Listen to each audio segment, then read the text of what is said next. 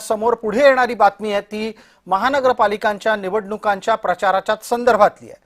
घोषित स्वरूपातला आणि जाहीर स्वरूपातला महानगरपालिकांचा निवडणुकांचा प्रचार संपलाय, मात्र संघर्ष शिगेला पोहोचलेला आहे। जाहीर प्रचाराच्या निमित्तानं प्रत्येक राजकीय पक्षानं शेवटच्या मतदारापर्यंत पोहोचण्याचा प्रयत्न केला। महायुतीमध्ये अनेक ठिकाणी सोबत तर काही ठिकाणी स्वतंत्र अशा पद्धतीने लढती होत आहेत। भारतीय जनता पार्टी, शिवसेना आणि त्याचबरोबर राष्ट्रवादी हे तीन पक्ष वेगवेगळ्या भूमिकांमध्ये राज्यात दिसत आहेत। महाराष्ट्र नवनिर्माण सेना आणि ठाकरे गट राज्यात प्रथमच एकत्रितरित्या निवडणूक लढत आहेत। राज्य सरकारच्या या महत्त्वाच्या राज्यातल्या निवडणुकांच्या या महत्त्वाच्या भूमिकांमध्ये राज ठाकरे यांनी 20 वर्षांनी प्रथमच कुठल्या तरी पक्षाबरोबर युती केलेली आहे।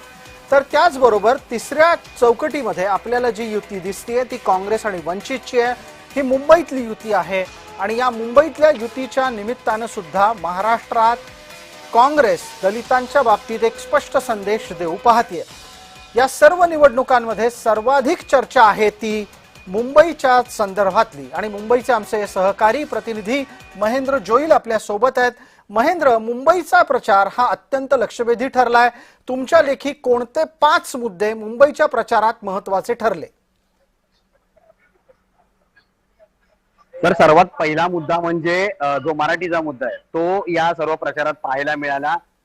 विरोधकांकडून सत्ताधाऱ्यांकडून जे आरोप प्रत्यारोप झाले त्याच्यामध्ये हिंदुत्वाचा मुद्दा ही एक महत्त्वाचा प्रकारने पाहायला मिळाला। तर काही ठिकाणी ज्या सुखसुविधा आहेत मुंबईकरांना मिळणाऱ्या तोही प्रश्न महत्त्वाचा होता, महिलांच्या सुरक्षेचा प्रश्न महत्त्वाचा होता आणि जे बेरोजगारी आहे तीही त्यात महत्त्वाची होती, कारण बेरोजगारी मोठ्या प्रमाणात। त्यामुळे या सगळ्या गोष्टी आहेत त्या गोष्टीकडे राजकारणी कसे पाहतात हे पाहणं महत्त्वाचं असणार आहे।